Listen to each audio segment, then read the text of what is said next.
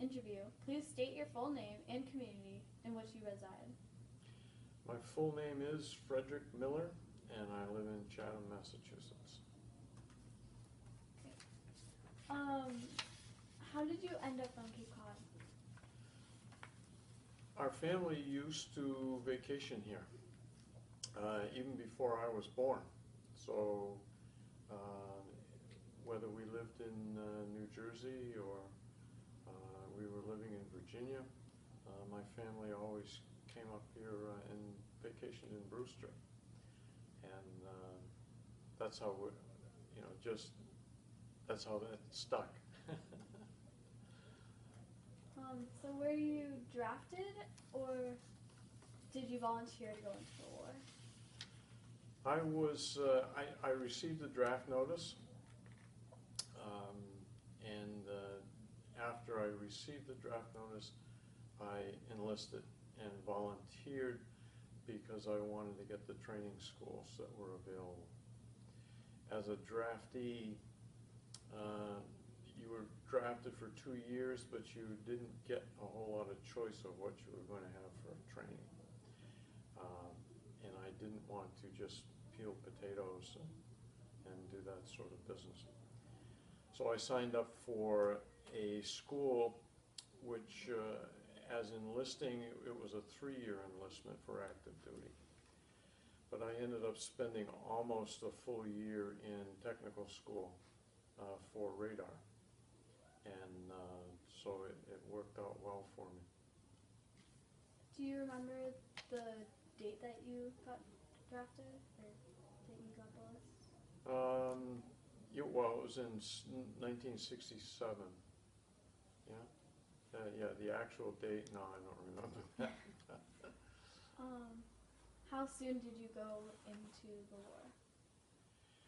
Well, I spent, as I said, I spent about a year in technical school. And then we went from there. I was sent to a special training school beyond that, which was a preparation for going to Vietnam. And they put us out in the middle of the swamps someplace in New Jersey, and had it all set up as, little grass huts, and Asian American GIs were dressed up in the black pajamas, and they made it a little uncomfortable for us in there.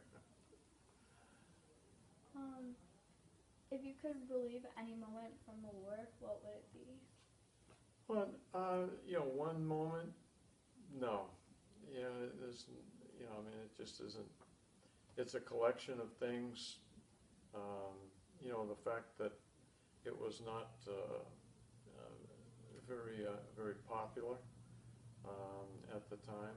There were a lot of protests back home, and it was, something which most of us who ended up getting sent over there realized that, it was a big mistake. We shouldn't have been there in the first place. And, so that there was no, there was no one thing. It was just a combination of the whole experience. How did your family and friends feel about it when you went off to war? Different things. My family, I would say almost all of my uncles had served in World War II. And so there was quite a bit of support. My immediate family was very supportive. They weren't happy about it, but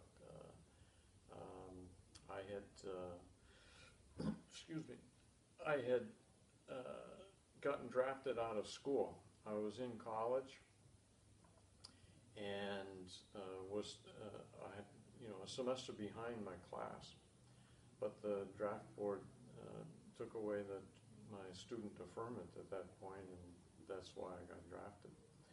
So, my folks weren't too happy about it at that point. I wasn't very happy about it either. I would much rather stay in school. But that's how that was there, and the support was there from them. My friends, after I came back, it was quite a bit different. A lot of my friends really didn't want to talk to me or talk about that experience at all. The only ones who did were the ones who had actually gone over and come back.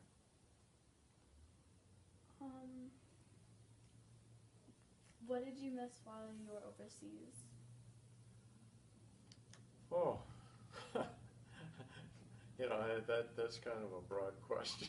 It was a lot of the conveniences and things that were just plain not being able to have the freedom to go do something and get away. You were there. Could you describe what Vietnam looks like at the time?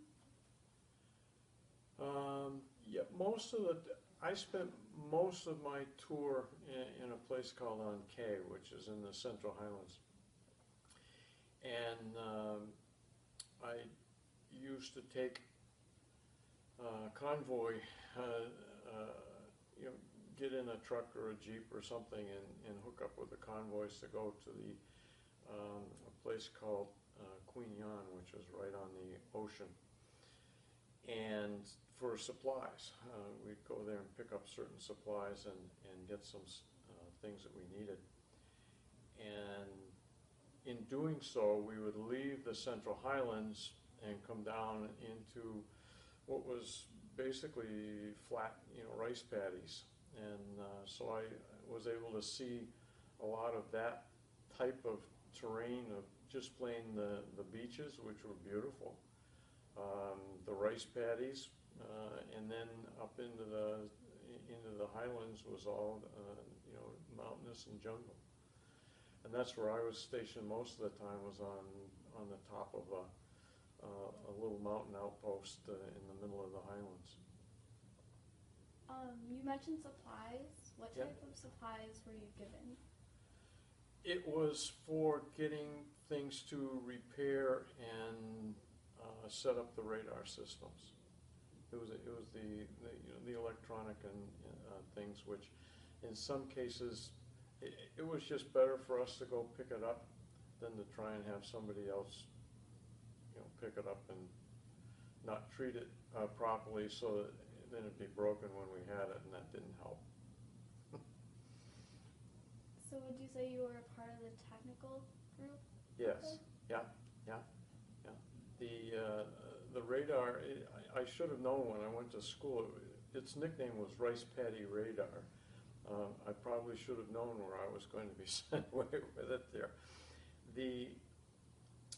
It was a mobile radar unit that sat on a trailer, but it enabled, it was movable, obviously, easily movable, and was set up and designed for doing air traffic control, so that the sets that I worked on never moved because they were set up next to an airfield, and the people who were the operators, the air traffic controllers, would direct the helicopters and airplanes to make sure that they didn't fly in where artillery was going and set it up that way. Or they would, in fact, help out, as air traffic does when it's inclement weather, and they needed to, bring people in through the clouds and the rain and do it that way. The maintenance of it is what I did over there,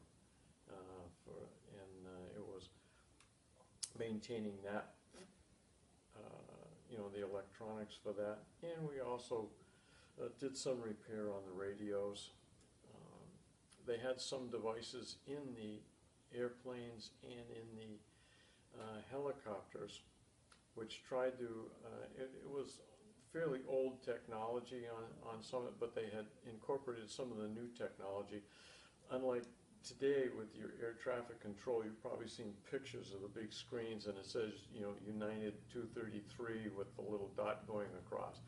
Well, they didn't have that to say who this was. We could just see the dot.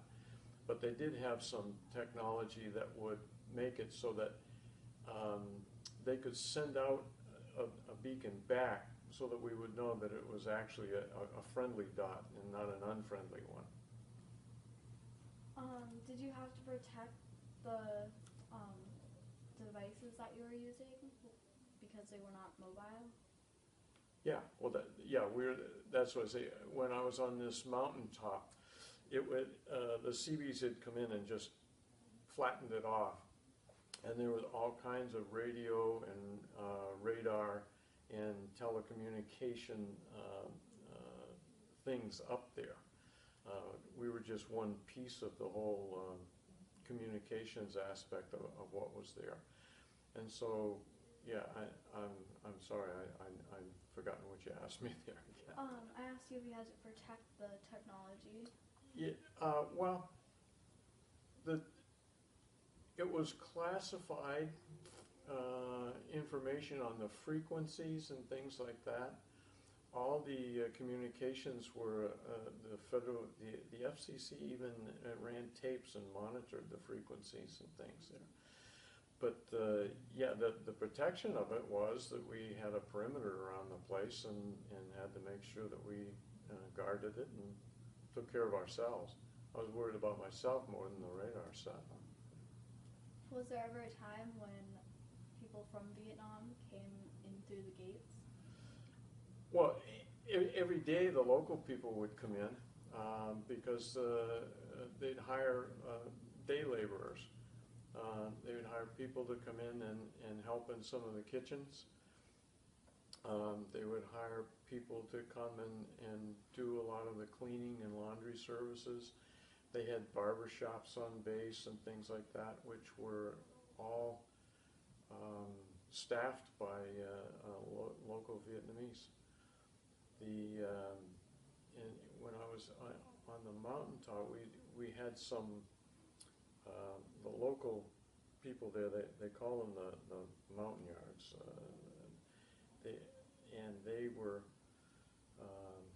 They actually lived with us up there and provided some help at night for the guard duty, perimeter duties and things like that.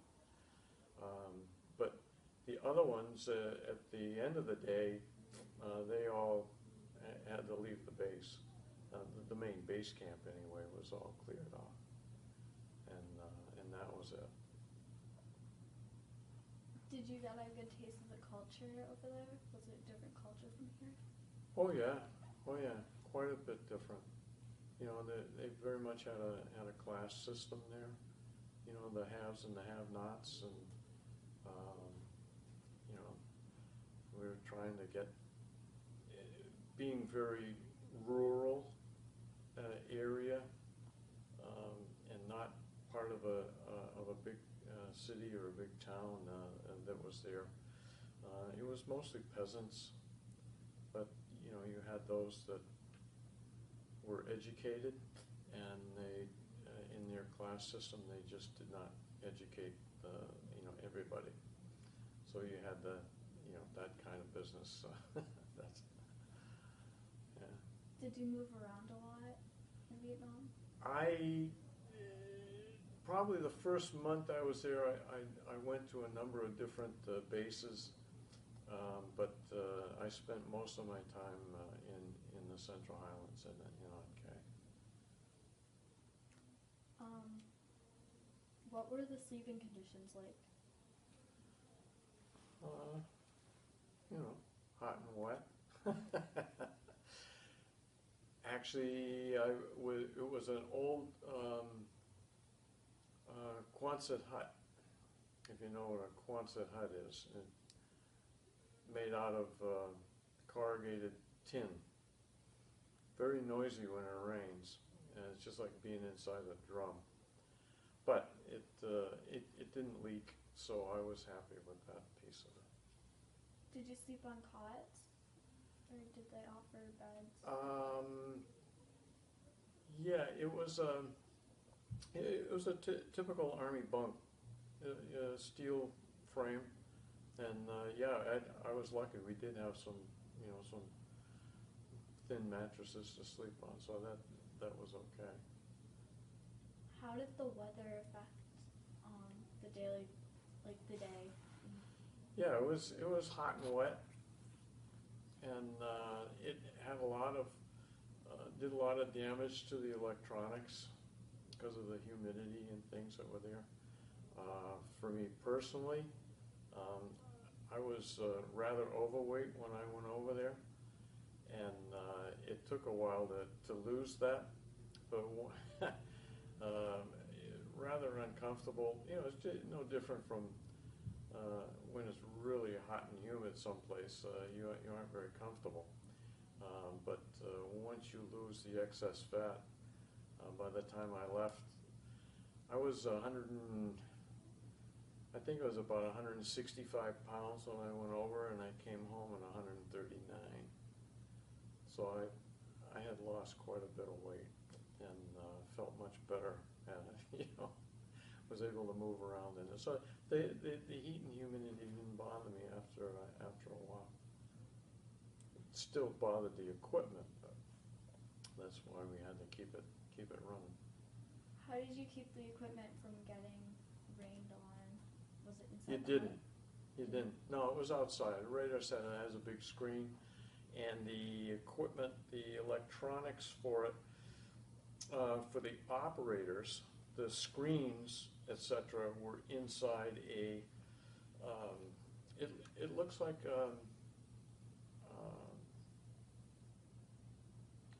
what are those? The containers. You've seen the containers on trucks. Well, that's exactly what it was, a container. Those things were inside there and air conditioned. The rest of the equipment was either out on the runway or sitting out in a spot where it could get a good view of the sky and keep track of the air traffic up there. Was there ever a hack in the equipment? Have the people in Vietnam ever hacked into the equipment? No. No. No, we just had to repair, bullet holes, shrapnel, and that kind of stuff would damage the radar screens. So we'd have to just get out there and patch that up a little bit.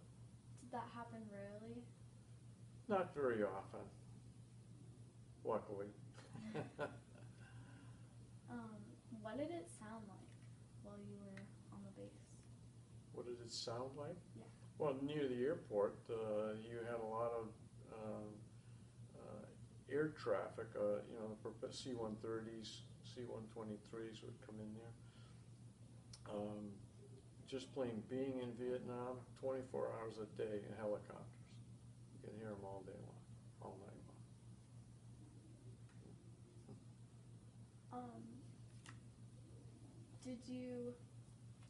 What part of the control systems did you work with the technology? Well, I had to repair it all. I mean, I think there were just two or three of us to take care of the two different sites at the airfield and up on the mountain. So,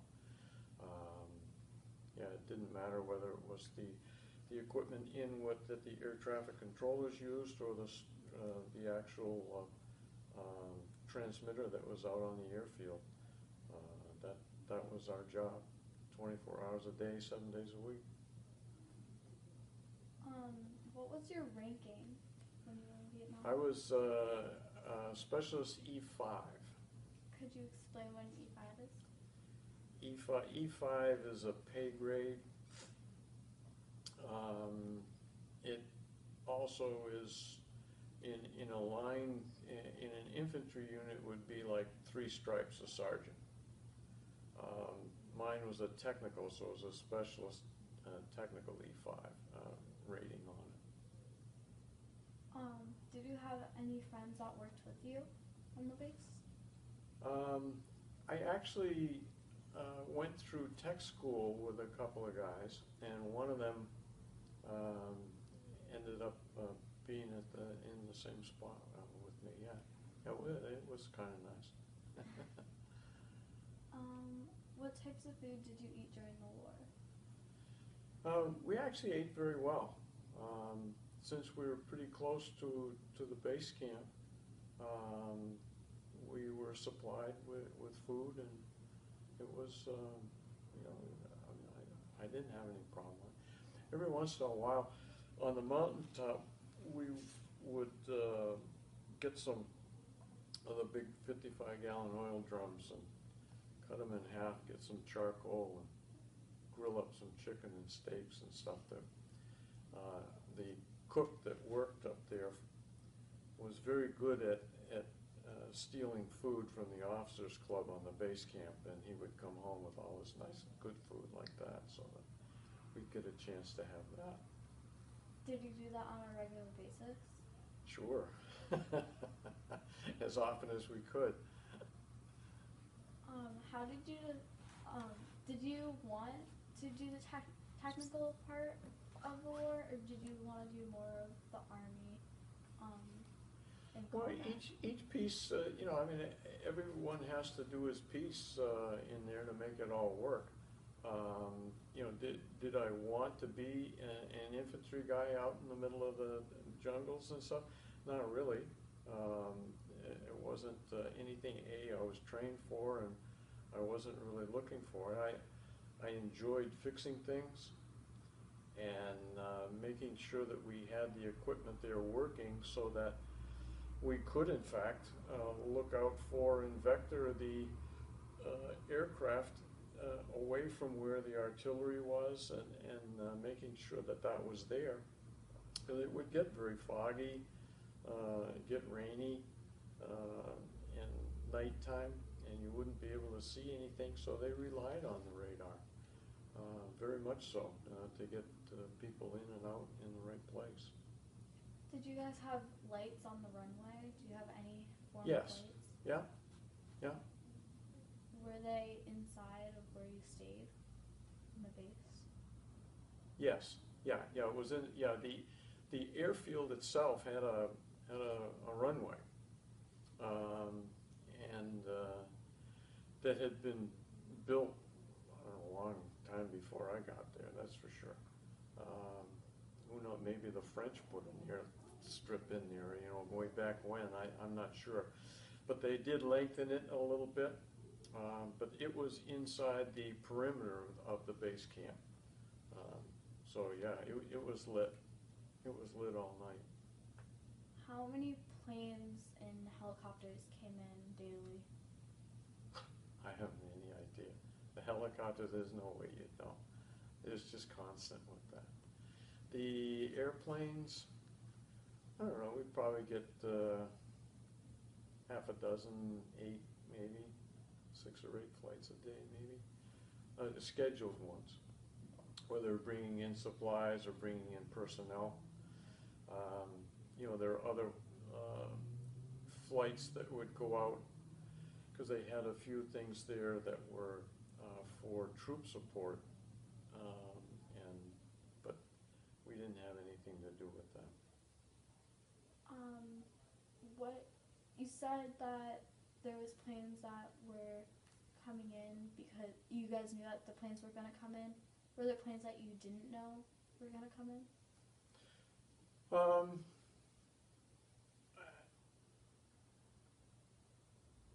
I don't know how to answer that. I mean, unscheduled things, sure, they'd come anytime. They'd just call in, just like they do here in Chatham. Somebody's coming along and wants to come, they have the frequency of the airport, and would put it into their, they would know what the frequency for the radio beacon was, and then go ahead and contact the air traffic controllers at that point and say, yeah, here I am, I want to come in, and then they have permission to come. Did they bring people with them? People, supplies, yeah, both.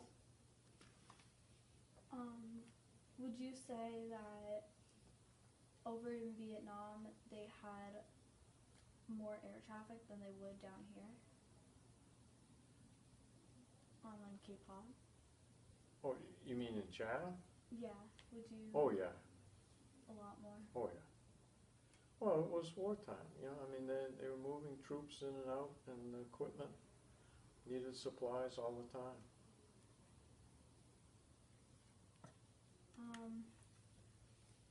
What would you say what part of the war made you really like nervous? Were there? I any didn't like details? being on guard duty at night. Some of the places where we were, you know, in the swampy areas and rather remote on the far side of the airstrip. And, you know, it just wasn't the kind of place where, you know, you were very comfortable with it. You know, we did get mortared every once in a while. And, you know, I mean, obviously that's not a very comforting feeling. So, you know, I mean, I could have done without that, yeah. Did any so-called enemies come in close to the gates or anything? Were they? No, mostly it was, most of it was mortars. They'd get supplied a rocket or mortars or whatever they got supplied with. When they got a hold of something, they'd let loose and let us have it. Then when they ran out, it'd be quiet for a month or two until they got resupplied again. So, you know, it was kind of like, you know, a cyclical thing. You know, it'd go real quiet, real quiet, real quiet for a long time, and then all of a sudden, you know, bang, you know, you get used to it and you forget. And then all of a sudden, you know, you could hear this stuff coming in, you go, uh-oh. You know, so then we'd be a little active for a few days in there and have to go fix things. And Were you armed when you were on base? yes, What weapons did you have on you? it was an M16. I was issued an M16. Is that, what type of a gun is that? It's a rifle. Rifle? Yeah. Did, you said that they would let off their supplies every couple of months. Do you have any idea of when it would start, when they would start to retaliate and get you back? No. No, no idea. Oh, no. Just when they got it, that was it. But they were good. I have to give the Viacom credit. One of the guys around there that used to mortar us, he could get two, sometimes three in the air before the first one would hit. So he was quick. I don't know how many fingers he had left after he got through doing that, but you know, he was good. Were you ever injured? No. No? No. Was anyone on the base ever injured? Yeah. Did you have nurses to help out with that, or did you? Oh, sure. Oh, yeah. Yeah, there was a hospital on base, and that's what most of the helicopter flights coming in and out, I would say the majority of them were, if it wasn't for troop movements, it was for the medevac.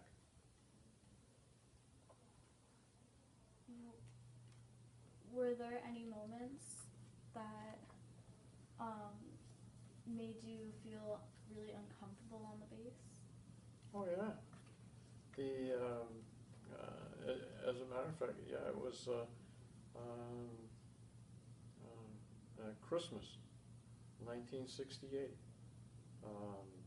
You know, we had the local Vietnamese had gotten resupplied with their mortars and stuff, and every night, you know, we didn't sleep. We were out there on the perimeter, pouring rain, sitting out there in the mud, and you know, it just was not. You know, you could see the tracers and stuff going back and forth. You know, just not what you want to do. Not where you want to be. I could think of a lot more other places to be on Christmas than than that. So when you came back from the war, what year was it? 1969. And when you came back, did you go back to college or did you stay? I still had a little less than a year left in my enlistment, and so I was sent to Fort Carson, Colorado. And that's where I really think it helped me the most. And I really consider myself as one of the fortunate ones.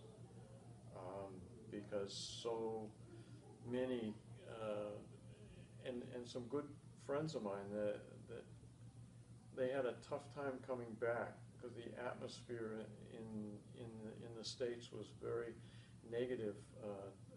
There was no welcome home, veterans stuff. It was outright animosity in many cases for it. And rather than just being discharged when I came home, I was out in Fort Carson, and so I was still surrounded by the military, had a chance to talk to other people and debrief, if you will, and get used to being back in the United States and acclimate back to some type of civilian life, if you will. And those who were discharged right away, a lot of them had troubles. One of my friends, he spent a year on the streets, homeless, doing drugs, just absolutely wiped out. And I had the support of my family, which was nice. Some of my friends, as I said, didn't want to talk to me about it. But it was good for me, and it's something that I think would be very good for veterans today, where you see so many guys coming home today that the suicide rate is terrible, and they have all these PTSD issues and things. I think, for them to leave a war zone and come right back and get discharged, it's terrible. That's my opinion anyway. So I said, I think I was lucky because I had that time to deprogram, have some downtime, unprocess things a little bit, and work back into a normal society again. And those who didn't have that opportunity, I think, had it much rougher. Once you left in Colorado, did you come back to Cape Cod? No, I was living in, I went back and finished school then. I went back and finished school.